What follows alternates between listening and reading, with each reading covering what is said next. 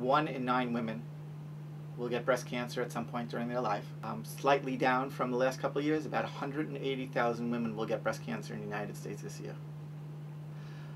In addition to those, about 20% of them will end up dying from their disease.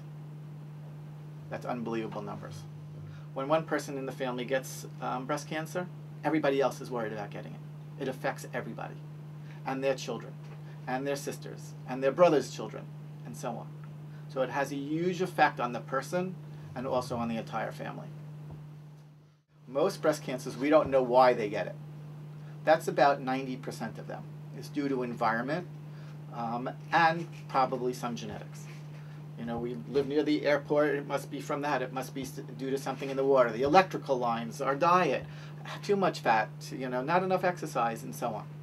And that's 90% of it.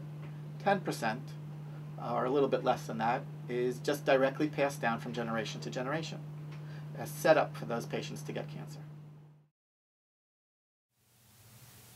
November of 2002, I found a lump with a breast self-exam, and the next week I had a mammogram and a sonogram, and then I guess it was about 2 weeks after that I had the biopsy and was diagnosed with breast cancer.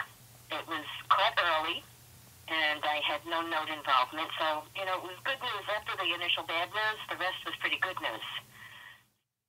After that, I figured, you know, that was it for my chemo experience. But we caught it early. We did everything that we could do, and I was just about at my 5-year, you know, the kind of magical 5-year point that they consider a cure if the cancer doesn't come back. And January of 2008, they found a tumor in my liver, and a liver biopsy confirmed that it was a metastasis or a spread from the original breast cancer. So that spot was sitting on my liver for 5 years, just lying dormant until something turned it on again.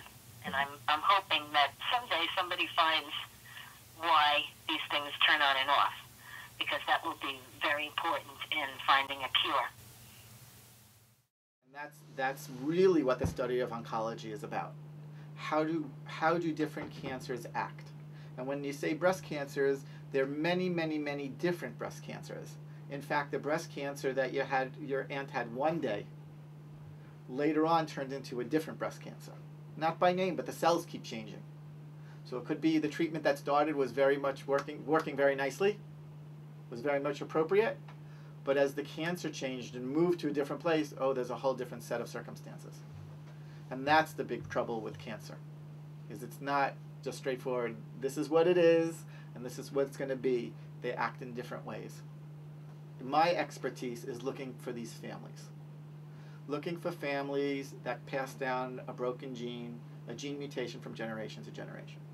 And we've had a test available to figure out who are these people and help them before they get into trouble, and help their kids and their siblings and so on. My youngest sister was diagnosed, I guess it was about maybe 7 years ago. And it's just not something that you want to hear about. You know, it's an older sister you don't want to hear about, but a younger sister definitely not. So it was very upsetting. And I figured I had to do something. So I had been wanting to do a walk, and this just pushed me over the edge. It's just like, you got to do something. I just can't sit home and go on my merry way with my merry life and have my sister struggling on the West Coast and me do nothing. So I put on my sneakers, got on the computer, signed up, and I've been walking ever since. Well, the walk that I do is the 2-day Avon walk. It's 39 miles over 2 days. You do 26 the first day and 13 the second. You raise a minimum of $1,800 to do the walk. We usually raise a lot more. And then you start your first day. You start walking at 6:45 in the morning, 6:30, and they let you walk for 12 hours. A lot of men finish a lot earlier.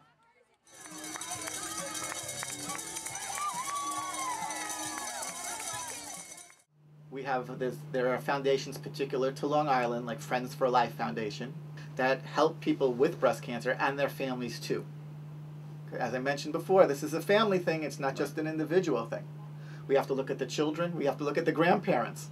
You know, they take part in this.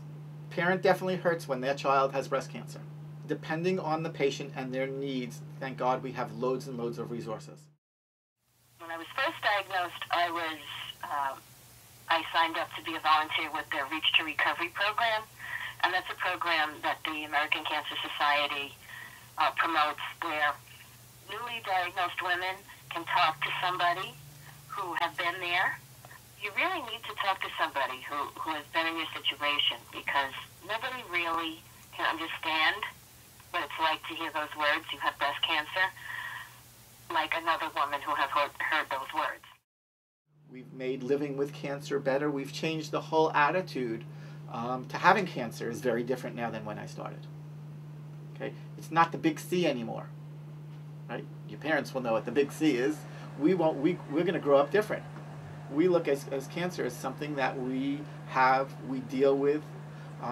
If we catch it early, survivable, live a long, long time, live an active life. Right? You don't remember the time where you had a big C, you cashed it in, that was the end. And it took some very courageous people in breast cancer and outside of breast cancer, other cancers, to change that attitude. The diagnosis of getting breast cancer, or getting cancer as a whole, is not as taboo now as it used to be in the past. If somebody got a diagnosis of cancer, they went into bed and they died in 6 months. Now they want to fight, and it's a much easier I don't want to say easier diagnosis to take, but there are treatments for it. Whereas years ago, it was like you had breast cancer and you were going to die. There was nothing you could do about it. And now we have more therapies and more things that you can do, so people are more open, which is another reason why people are, they're researching it more. You know what you do when you get diagnosed with cancer? You go on vacation. You're alive. You keep living. Okay, it used to be something different. You diagnosed with cancer and it was the end. Okay, so you'll hear people now all the time describe their cancer as their beginning, not as their end. Having breast cancer in my case, has really, you have to look at the positive side of things, and it has really taught me how to live life. I'm a little more adventurous. I appreciate things a little more, maybe. I take opportunities that come up rather than say, "Oh, no, I don't really want to do that." I got my motorcycle license. I've done a lot more things and become a lot more independent and a lot more adventurous, and I just look for things now, to kind of do that I have never done before. It's funny, but cancer has enriched my life. If you have breast cancer in the family, less than 50 years old, if you have ovarian cancer in your family at any age, tell your doctor what's going on, and that might actually save the whole family.